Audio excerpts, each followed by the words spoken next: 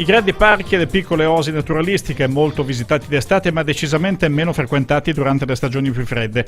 Ma non è che perdono la loro bellezza, anzi, i colori e i paesaggi sono più intensi. Il Veneto è ricco di luoghi del genere e da 4 anni ripete un'iniziativa chiamata Boschi a Natale. La regione e le proloco affiliate all'UMPLI hanno via via allargato la proposta dopo aver avuto una confortante risposta di appassionati visitatori.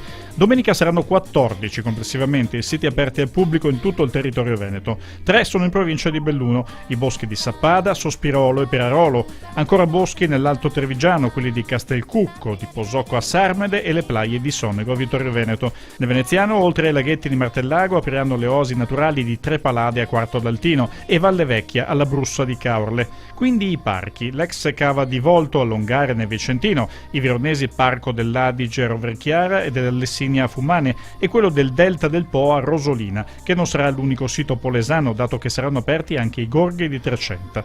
14 appuntamenti complessivi per valorizzare località affascinanti dove sarà possibile camminare in compagnia e concludere la giornata con un ristoro a base di piatti della tradizione locale. Si tratta di escursioni adatte alle famiglie con durate da 1 ora e mezza a 4 ore per i più complessi. I volontari delle Proloco garantiranno, oltre alle informazioni sui luoghi da visitare, anche la sicurezza di chi vorrà visitare i boschi veneti.